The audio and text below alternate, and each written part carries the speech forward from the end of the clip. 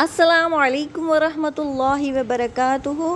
رب اشرح لی صدری ویسر لی امری واحلل عقدۃ من لسانی یفقہوا قولی.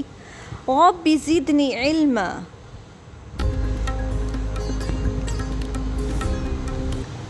اعوذ باللہ من الشیطان الرجیم. بسم اللہ الرحمن الرحیم. بسم اللہ الرحمن الرحیم. 10ویں روزے کے وظائف، مسنون دعائیں، ذکر و اذکار اور نوافل. رمضان المبارک کا ہر دن برکتوں اور رحمتوں سے بھرپور ہوتا ہے، خاص طور پر 10واں روزہ جو رمضان المبارک کے پہلے عشرہ رحمت کا آخری دن ہوتا ہے. اس دن رحمت، مغفرت اور جنت کی طلب کے لیے ہم خاص دعائیں اور ذکر و اذکار کریں گے. سب سے پہلے 10ویں روزے کے وظائف کون سے ہم نے پڑھنے ہیں وہ میں آپ کو بتاتی ہوں کہ سب سے پہلے ہم نے مغفرت کے لیے پڑھنا ہے استغفر اللہ ربی من کل ذنب واتوب الیہ، یہ ہم 100 مرتبہ پڑھیں گے. اس کے بعد ہم جنت کی طلب کے لیے پڑھیں گے 100 مرتبہ اللہم انی اسألک الجنۃ واعوذ بک من النار.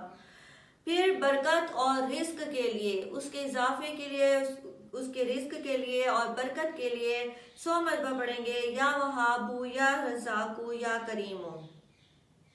اب ہم بات کرتے ہیں روزے کی مسنون دعائیں.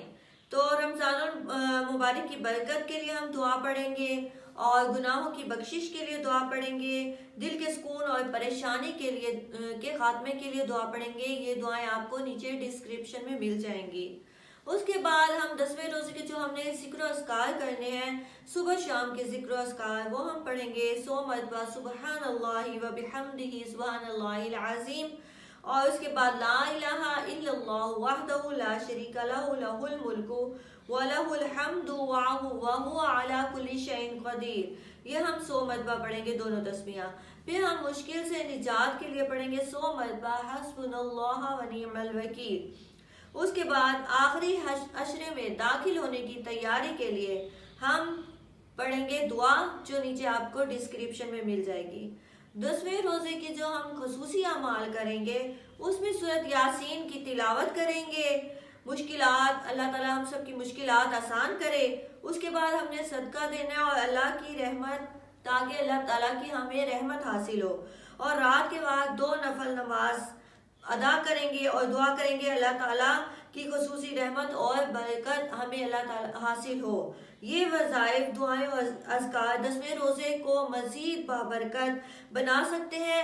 اللہ تعالیٰ ہمیں ان پر عمل کرنے کی توفیق عطا فرمائے اور ہماری روزے، ہمارے نماز، دعائیں، تراویح، تسبیح، ذکر و اذکار سب اپنی بارگاہ اقدسی میں قبول و منظور فرمائے. آمین. جزاک اللہ.